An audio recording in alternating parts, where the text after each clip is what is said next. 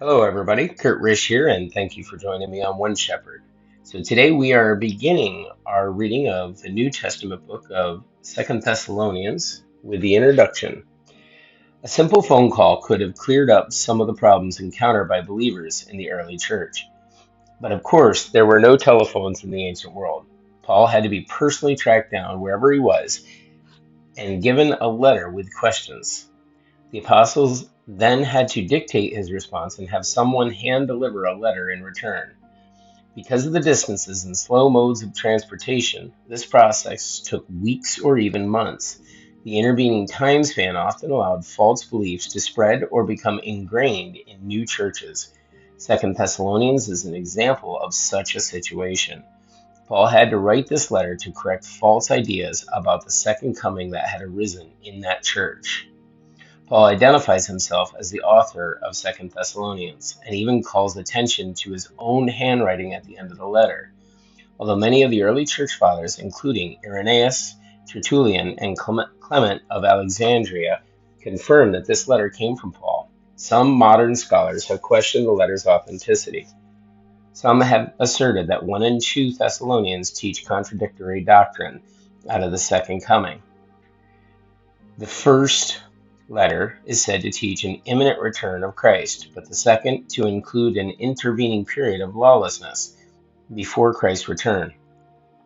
A closer examination of the question reveals that the instructions of the two letters concerning the end times are complementary, not contradictory.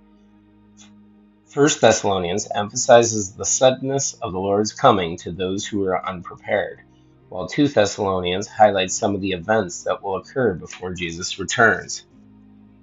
Since Paul wrote 2 Thessalonians to correct a misunderstanding that had arisen from his first letter, the difference between the two letters is understandable. 2 Thessalonians was written from Corinth shortly after 1 Thessalonians, or around AD 51 or 52. The background. Paul had encountered stiff opposition when he first preached the gospel in Thessalonica, forcing him to flee at night to Berea. His travels soon brought him to Corinth. From that city, he sent Timothy back to Thessalonica to ascertain the condition of the church there. Timothy returned with an encouraging report. The Thessalonian Christians were enduring despite persecution. Not only that, but the testimony of the Thessalonians' steadfast faith was spreading throughout Macedonia. Paul wrote a letter to encourage the young church to answer a few questions that they had sent with Timothy. He wrote 2 Thessalonians soon after to correct some misunderstandings about the end times and to counter false teachings that had crept into the church. Again, we have a quick outline of Paul's missionary journeys. The theme. Since the writing of 1 Thessalonians, reports had come to Paul of continued progress in the Thessalonian church, indicating their faithfulness to the gospel.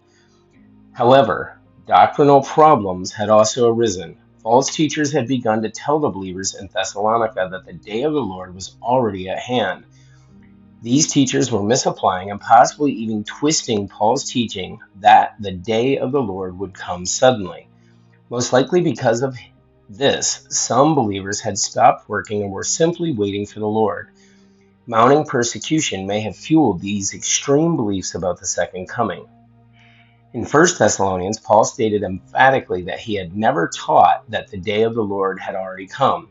To counter false doctrine, Paul gave the Thessalonians a good dose of truth, explaining to them the emergence of the man of lawlessness and the prevalence of sin during the end times.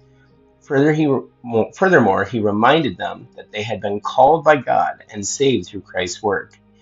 In view of this fact, he exhorted them to stand firm in Christ and to work hard, always patiently waiting for Jesus' return. Christ in the Scriptures. Paul writes a second letter in an attempt to weed out the erroneous teaching in the church in Thessalonica. He explains that the day of the Lord had not come and gone. Jesus' return is still pending, as in his first letter. Paul presents Jesus as the joyful hope of all Christians. His eventual return will more than make up for the persecution, suffering, and injustices we are currently anticipating or enduring. Although the Lord's presence will be worth it all for those who look for him with hope, His return has awesome and terrifying implications for those who refuse to trust his salvation. And then there's an outline of Second Thessalonians here, guys. Uh, that's it for our reading of the introduction to Second Thessalonians. Thanks so much for joining us. Please join us tomorrow as we begin the reading of Second Thessalonians. You guys may have a great day, and God bless.